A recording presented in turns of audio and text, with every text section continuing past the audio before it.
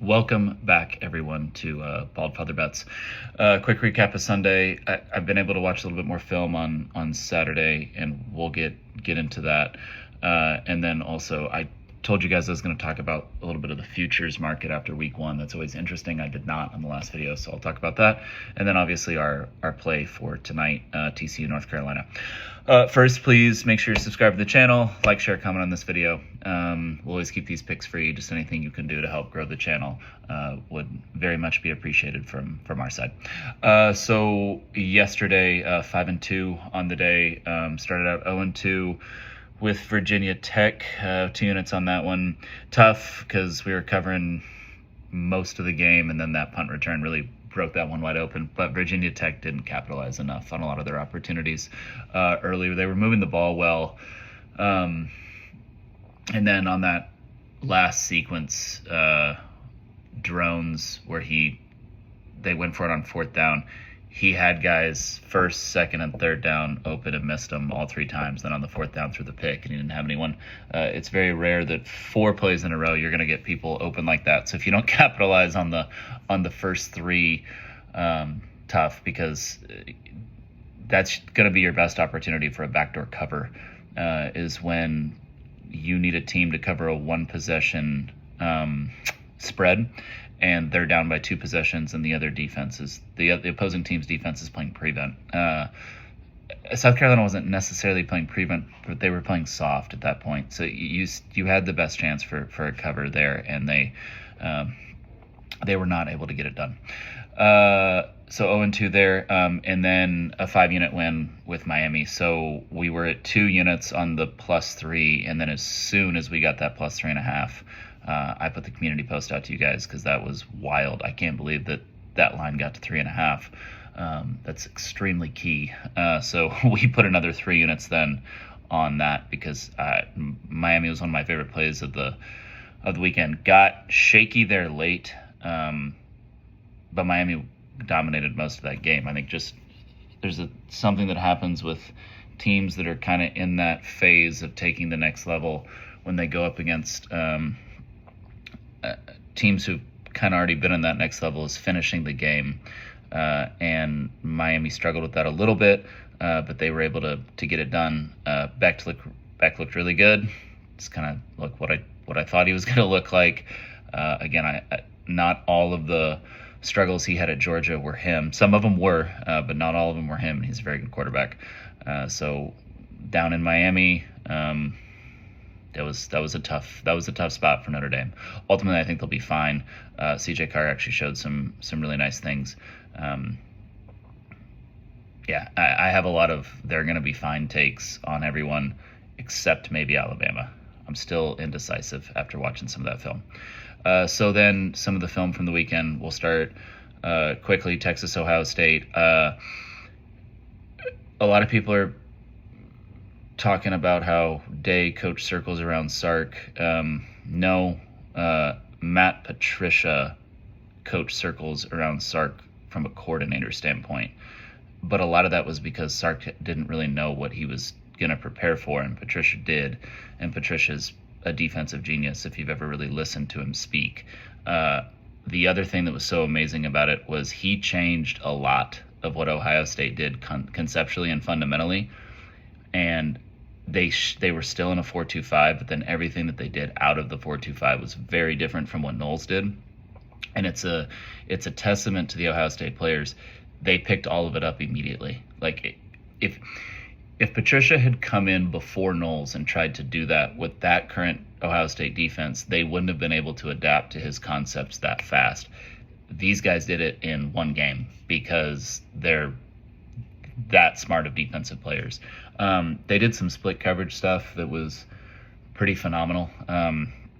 They did some essentially choice. So on offense, a wide receiver can sometimes run a choice route where they get it's an option route. They get to decide what 2 or 3 routes they run based on what the coverage is. Very elite defenses sometimes will do something similar with the secondary. Very rare in college, because if one person's wrong, then you have a busted coverage. But they will essentially based on what the offense does, they will have a choice to make a read. They did some of that stuff, and they were right every time. Caleb Downs, I will continue to say this, is the best player in college football, and it is only partially due to his physical ability, but mainly it's his mental ability. He was unbelievable in that game in terms of just what he did to mess up Arch. Then Arch is going to be fine. I told everyone, though, I said everyone who thought he would be game one better than Quinn was in his last game was crazy. I was right. And the layered, the touch passes. He needs to work on the touch passes, but I think we already knew that coming in. Deep ball, he was 3 of 6 on passes, air yards over 20 yards. That's his strength. So those looked good. For the other, the pick was bad, but the pick was mechanics. A lot of mechanic issues that you just didn't expect in that game because he hadn't shown them before. When he played Mississippi State, when he played ULM, and when he came in against whoever the hell he came in against, UTEP, I think. He didn't show any of those mechanic issues, but he had the jitters early. And then after he had the jitters, he was rushed. He was hurried. You could see him going through. His progressions were fine. But you could see him going through things too fast. And then he never settled down. And a lot of that has to do with what Patricia did to mess him up. Sark started to figure it out in the second half. It's why Texas's offense was so much better statistically in the second half. But it didn't manifest into enough points. Mainly because they got stuffed on 4th and inches at the goal line. But Ohio State did enough to win the game. Offensively, Ohio State has some issues. I'm going to chalk this one up to Texas is that good defensively, just like I'm chalking up what Texas did offensively and Arch's struggles to Patricia and Ohio State's defense. But Ohio State has some things that they're going to have to work through, mainly concepts with regards to the run game, and then also Sayin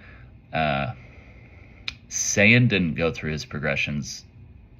Sayin was fine fundamentally and mechanically, and he wasn't jittery or anything like that. He had some progression issues where if he goes through them, he has other options, and he was more of a one read, rip it, or one read, and then just break the play down. They'll be fine too. They're gonna be completely fine. Smith looked really good on the film. Tate looked really good. Innes was okay. There was some stuff to be desired there. Claire was good. Their offensive tackles played phenomenal. The inside offensive line in the run game got beat pretty bad. But again, no one's been able to run the ball in Texas for the past 3 years. So I'm chalking this one more up to Texas defense than issues with Ohio State's offense. Clemson LSU. Cade's going to be fine.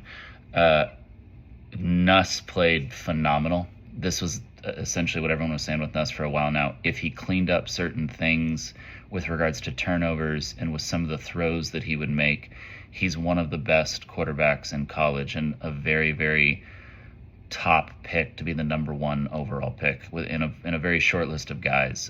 He checks all the boxes from what the NFL loves in terms of size, arm strength, pedigree, all those things. He played very poised in a game plan that put a lot on him, especially with regards to pre-snap reads. Clemson played pretty basic, which Tom Allen does to an extent. He has some exotic blitzes, but they played pretty basic, and a lot of the game plan was essentially Nuss making a read at the line of scrimmage and then checking into whatever play call they had, which you can do that with a veteran QB. It's one of the big reasons why early on veteran teams do so much better than non-veteran teams. Cade will be fine. The best person on the field, the best person in the stadium for LSU Clemson was Blake Baker. Matt Patricia and Blake Baker are the coordinator awards of week 1. Baker called a phenomenal game that essentially exposed Clemson's one weakness on offense, if you could call it a weakness, one unproven thing on offense, which is the running backs. And Cade didn't trust it enough. So Cade also had opportunities to make checks into certain things, and he didn't, which is why he ended up having to throw 38 passes and only completed, I think, 19 of them. Cade should have probably only thrown about 30 passes in that game, especially with how low scoring it was. And there were a few checks that he made at the line of scrimmage that were wrong, just pure wrong, and it was because Baker confused him quite a bit. I thought LSU's wide receivers were phenomenal, but I thought we kind of knew that coming in. I thought Clemson's secondary actually played very well. They played very well, and they were a little bit of a question mark for them on defense, but they played very well. Clemson's gonna be fine, guys. Clemson's gonna be fine. I was a little shocked that Brian Kelly still had coaching mishaps. Just analytically, there is no reason you go for it 4th and 2 with 15 seconds left, given that if you get the first down, you don't score a touchdown. So you're probably kicking the field goal anyway in a 10-3 game. There is no analytics that tell you that that's what you should do. So gut feel tells you shouldn't do that. Everything about that instance is just so bad for someone who's that good of a coach. So that didn't make any sense. I thought Dabo got a little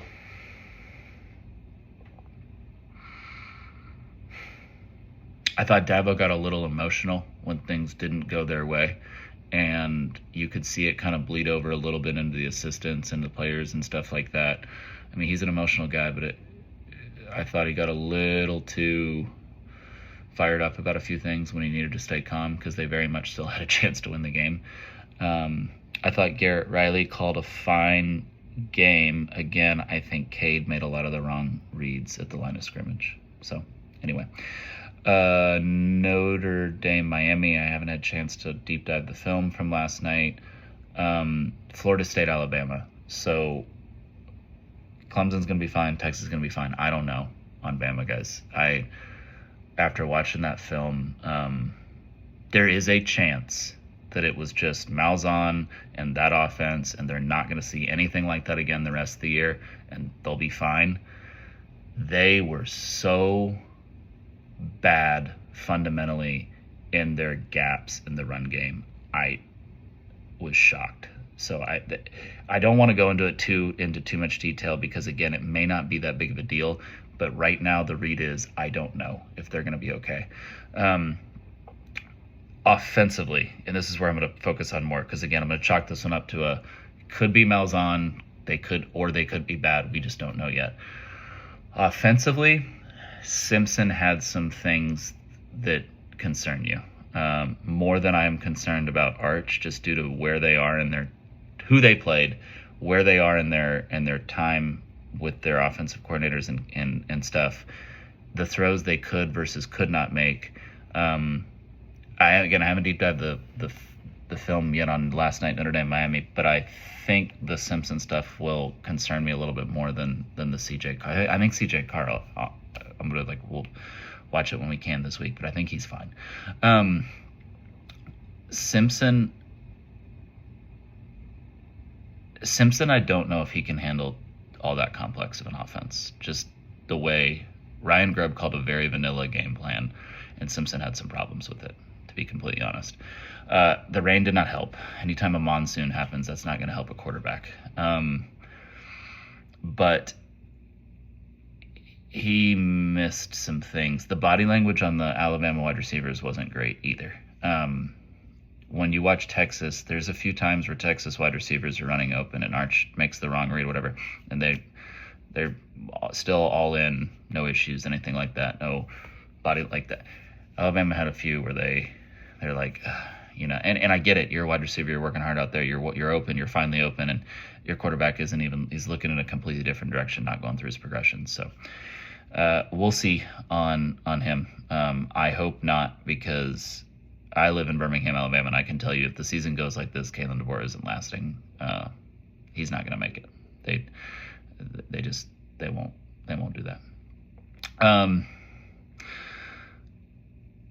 That's pretty much it from a film standpoint. So what does that mean for some of the futures? If you're a futures bettor, I would take Clemson today.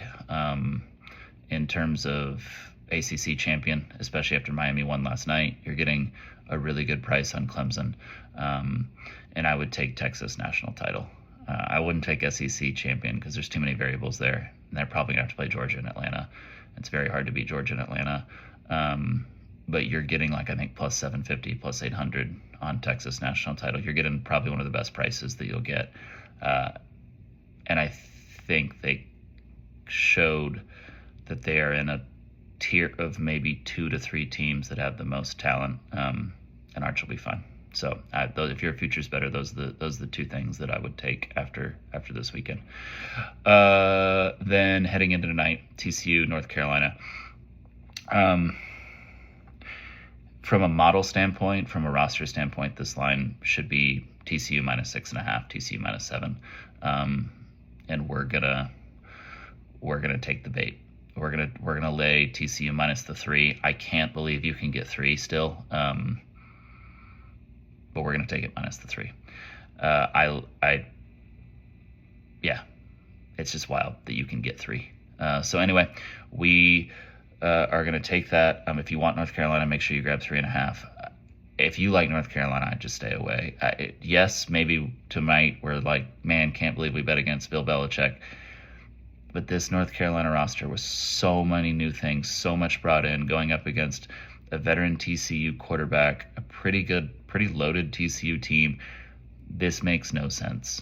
It doesn't make any sense. This line should be stretched out to about 6.5 or 7. Unit wise, I really kind of want. We're at 14 and 19 right now on the season, so there's a part of me that wants to just be like, well, we can even it out here if we go 5 units, but we're not going to. That's what gamblers do, and we're not gamblers. We're sports bettors. 2 or 3. I'll come in with an official. I'll make a community post on the official unit amount before kickoff, but it's going to be 2 or 3. I kind of want to see what happens with the line as the day goes on. But yeah. That's it for us, guys. Thank you again. Appreciate you guys watching. Have a great rest of your Labor Day. I hope you're having fun with the family. I hope you're enjoying time off work. And we will be back at you again as we have both college and the NFL coming up this week. Cannot wait for that Thursday night with the Eagles and Cowboys, which we've already made our play for, which we gave you guys. But we'll make a full video on it Thursday night. Anyway, thank you guys. Appreciate it very much. Again, enjoy your Labor Day, and have a great rest of your week if we don't get at you before Thursday.